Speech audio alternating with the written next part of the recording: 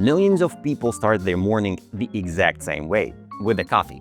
It's the universal reset button, whether it's brewed in a maca pot, a French press, or a drip machine. But one method has always stood at the top: real espresso.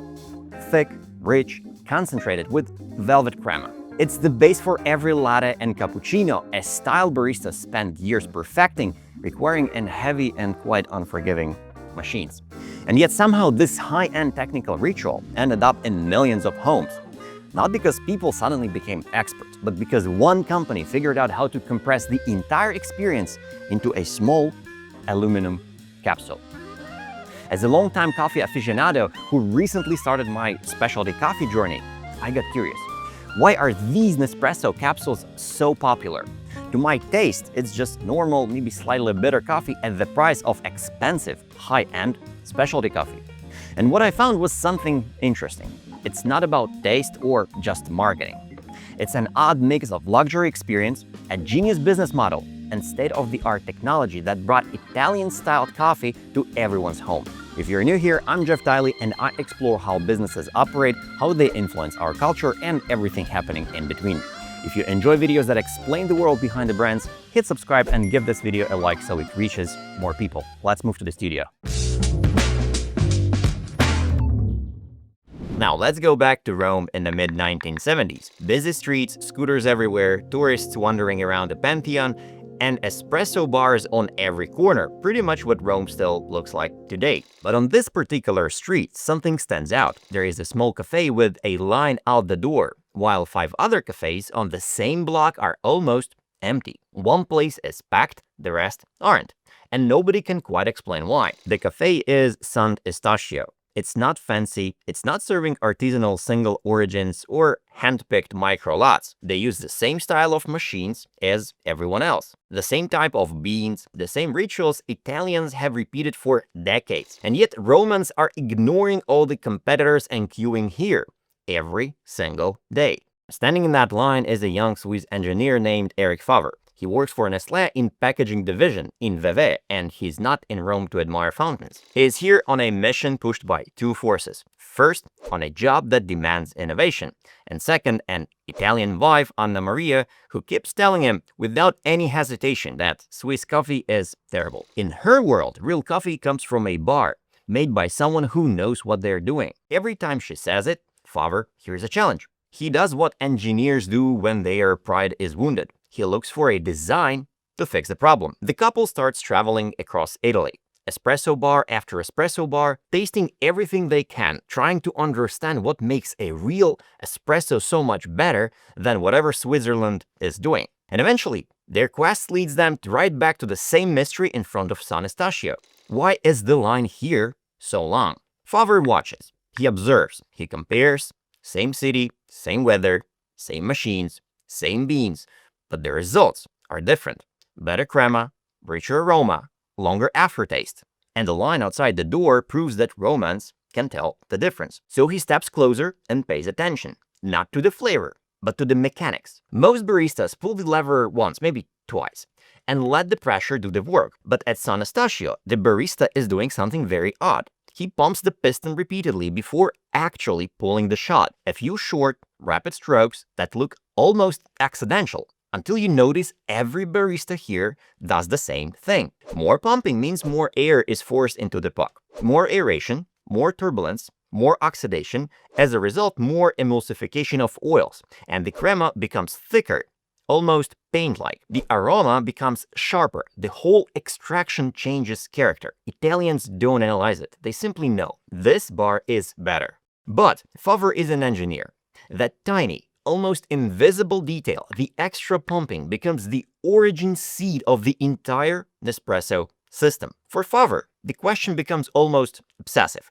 If this barista can create a superior espresso by altering the physical workflow, why can't the machine do the same thing? Why can't you engineer the perfect barista moment in a controlled device? If the history of Nespresso begins with barista pumping a lever in Rome, the technology begins the moment Eric Favre goes back to Switzerland and decides to do something very few people in Italy would ever dare. Treat espresso like a mechanical problem instead of an artistic ritual. Italians talk about crema the way sommeliers talk about wine. Favre looks at it and thinks, I could replicate that. He takes that tiny detail he observed in San Estacio, the repeated pumping, the extra aeration, that little dance before the shot, and strips all the romance away. The barista isn't a magician in the end of the day. He's just manipulating physics. More air, more pressure, more turbulence in the puck, more oxidation, and as a result, more crema. The espresso looks thicker, smells stronger, hits harder, and Italians just accept it as the good place, while Favre reverse engineers the cause. Now, back at Nestlé, he asks the most un-Italian question he could possibly ask. How do you trap this effect inside a machine a normal person can't screw up? No flair, no intuition, no guesswork, just repeatable quality and low effort with high speed and a guarantee of freshness. His answer is ruthless standardization. Lock the dose so nobody overfills or underfills. Lock the grind so nobody uses the wrong texture. Lock the pressure so nobody tampers badly. Lock the water so nobody floods or chokes the puck. And once everything is locked, seal it hermetically so oxygen and humidity and human error can't ruin the coffee. That sealed little pod becomes the heart of the entire system. A tiny pressure capsule containing exactly the right amount of coffee for exactly the right extraction curve. When the machine pierces it and pushes hot water through, the system forces air, water, pressure, and resistance to dance in the exact same pattern Favre saw at San Estacio. Except now it happens on demand. No barista and no skill needed. Now, by 1976, Nestlé patents the entire concept. Single portion capsules and a new type of high pressure extraction that injects air and water in a controlled, repeatable way. It's an incredibly futuristic idea for its time, and on paper, it looks like Nestlé has just invented the espresso machine of the future, but in practice, it's a disaster. Now, the first prototypes are enormous. Stainless steel tanks, heavy pipes, and industrial pumps. They look less like a kitchen appliance and more like something you'd wheel onto an airplane for in-flight catering. Nobody, and I mean nobody, is putting that machine on a home counter. Nestlé treats the whole thing exactly the way large corporations treat clever R&D experiments, like a B2B convenience tool. They pitch it to offices, airlines, and restaurants with the energy of someone selling a fancier water cooler. Your employees will get slightly better coffee. That's the big idea. And the market reacts with a resounding shrug. The espresso is good, but the framing is boring. There is no romance, no ritual, no story, no desire. It's a technical solution searching for a human problem. For almost a decade, the entire Nespresso system sits in the corporate basement, like a forgotten prototype that only the engineers still believe in. The technology itself is revolutionary, but technology alone never wins. It needs context. It needs relevance. It needs someone who understands how to turn engineering into desire. And that person, the one who will drag Nespresso out of obscurity and put into your kitchen, hasn't entered the story yet. The problem with Nespresso at the time is that adoption is very, very slow. Internally, Nespresso looks like respectable, harmless, and quietly dying side project. Some R&D achievement Nestlé can brag about at innovation conferences. Favre has done his job.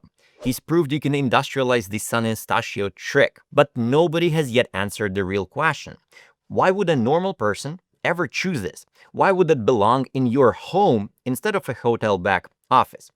And this is where the story shifts. And an answer doesn't come from an engineer at all. It comes from someone who spent his early career marketing cigarettes. In the late 80s, Nestlé brings in Jean-Paul Gallard, a man who looks at the consumer behavior the way a sniper looks at the wind direction. He doesn't care about water pressure curves or aeration physics. He cares about positioning, status, margins, and the mood. He takes one look at Nespresso and in a single breath sums up the entire problem. The technology is fine, the target is wrong, and the story is dead. Later in interviews he says, I wanted to create the Chanel of coffee, to keep it chic for people who have a doorman. It sounds outrageous, almost arrogant, but underneath, it's a brutally simple strategy. Stop thinking like a food manufacturing. Start thinking like a fashion house. Gallard flips everything Favre's team has done on the business side. Nespresso stops pretending to be a corporate utility and starts speaking directly to home users. And not just any home users,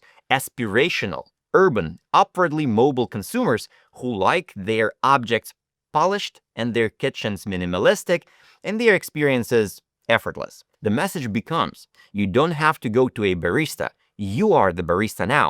You just press one button. Now, to make that believable, the machines shrink. They become attractive, sculptural, design. And instead of Nestlé trying to build hardware itself, Gallard hands that part off to brands people already trust like Krups, Megamix, DeLonghi, Lassie, Philips, Siemens, and so on. Nespresso keeps the soul, the capsule, the ritual, and the partner brands build the body. And suddenly, it's no longer Nestlé hardware. It's something that sits on your counter and whispers, I buy premium things. And later, when we get into the business model part, you will see why making the hardware beautiful and accessible isn't a design choice. It's a trapdoor. The Gallard built something Nestlé never had before. A club. Not a loyalty program, not a newsletter. An identity. Le Club Nespresso. You don't buy capsules, you join. You get catalogs, order hotlines, later dedicated boutiques. Nestlé, for the first time in its corporate life, has a direct database of individual customers and their exact coffee habits. For a food giant that mostly sells through supermarkets, this is a quiet revolution.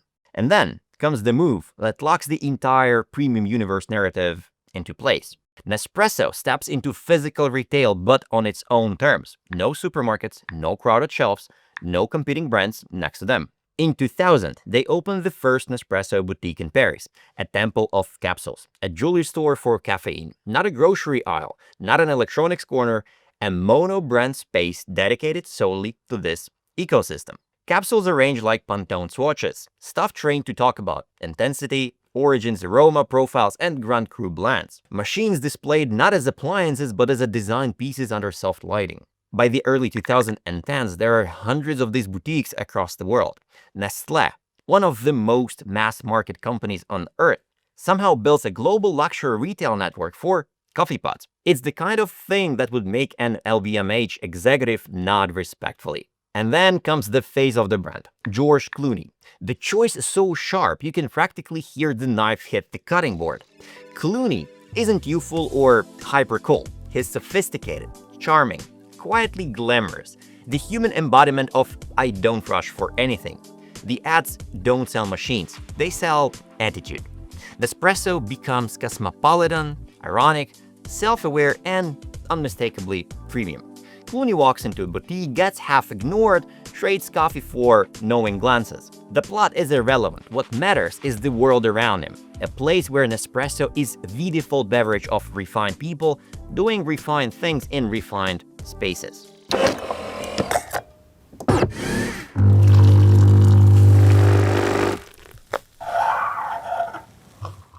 And all of this, boutiques, the club, the positioning, the casting, sets the stage for the real secret behind Nespresso's empire. Because the brand experience isn't just aesthetics or lifestyle. It's the front end of a business model so elegant and so profitable that other industries still study it today. And this is the part everyone underestimates. Nespresso isn't built on technology or taste or even convenience. It's built on a business model. A model so powerful it hides in plain sight. Dressed up as a lifestyle, wrapped in shiny aluminum, finished with a perfect crema. And the truth is, the model itself is older than espresso. To understand Nespresso, you have to go back to a man who passed away decades before the first capsule existed, King Camp Gillette. Yes, the razor guy. Gillette didn't invent shaving. He invented the idea of giving you the cheap part today so you're forced to buy the expensive part tomorrow. Or at least he made this business model popular. He would hand you a handle, practically free, and the blades, this is where all the money is. And once you own the handle, he owns your bathroom for life. The basic logic, hardware at cost, consumables at premium, became the blueprint for everything from instant cameras to inkjet printers, game consoles, and eventually a coffee. A Fujifilm Instax, for example, is basically a plastic toy, but the film costs more than your dignity on Monday morning. Printers are practically free, but ink cartridges are liquid gold. Amazon sells you a cheap Kindle because all the real margins are locked inside the Kindle store. So in 1990s, when Jean-Paul Gallard looked at Nespresso, a failing office appliance project gathering dust inside Nestlé, he didn't see a coffee machine. He saw the greatest razor and blades opportunity the food industry had ever overlooked. Gallard didn't copy the model. He weaponized it. As I already said, his first move was to cheapen the hardware on purpose. Machines became smaller, prettier, friendlier, and licensed to brands people already trusted. Nespresso didn't have to become a hardware manufacturer. Other companies did it for them. And suddenly, the luxury coffee machine was no longer a €1,000 appliance. It was an impulse buy. The entry points to the ecosystem became effortless. His second move was to lock the consumable. Now, every capsule became a tiny aluminum micropayment you make every morning. Well, maybe twice, maybe 3 times, depending on how badly your boss stressed you out. And those capsules are only available from Nespresso, only through Nespresso channels, only inside the Nespresso ecosystem. There were no supermarket alternatives, no price, no competitions, and no discounts. If you wanted your morning shot, you paid the Nespresso price. The average user never noticed they were stepping into a supply chain captivity with the elegance of a luxury brand and the ruthless discipline of a software monopoly. And the Gallard added the velvet handcuffs. He created Nespresso clubs, boutiques, limited editions, seasonal flavors, and Grand Cru collections. You didn't just reorder coffee. You discovered new aromas. You didn't pay for shipping. You enjoyed exclusive club delivery. You weren't buying consumables. You were curating your tasting experience. Gillette sold necessity. Nespresso sold identity. The trap is beautiful, the machine is cheap, and the pot is expensive. The lock-in was invisible. The experience felt premium, and every morning before your brain even boots up, you feed the machine again. Nestlé doesn't need to guess your coffee habits. They know them. Capsule by capsule, order by order, data point by data point. Even Apple looks at this with respect. A perfectly closed ecosystem with repeat purchases, luxury framing, and disturbingly loyal users. Nespresso built the most seductive, seamless, bourgeois version of subscription business model the world has ever seen. A razor and blades engine disguised as a culinary sophistication. They made recurring revenue feel like self-care. People think they're buying a coffee machine. What they're actually buying is a subscription, a luxury habit, a long-term dependency, a premium identity, and a lifetime of repeat purchases, all bundled into one beautiful little aluminum pod. So Nespresso is really a strange hybrid. The technology is genuinely pioneering. The brand experience is closer to luxury fashion than anything in the food industry. And the business model is basically Gillette with better lighting. On its own, none of this is new. Capsules existed, espresso existed, razor and blades existed, but Nespresso stitched it all together in a way nobody else had. And that's what changed the morning habits of millions. Which makes me wonder about one thing. What does this look from your kitchen? Do you have an espresso machine at home? Are you a filter coffee person, or are you like me, already deep in their specialty coffee rabbit hole? Let me know in the comments below. On that note, thanks for watching. Don't forget to hit like to this video to help spread the word. Peace.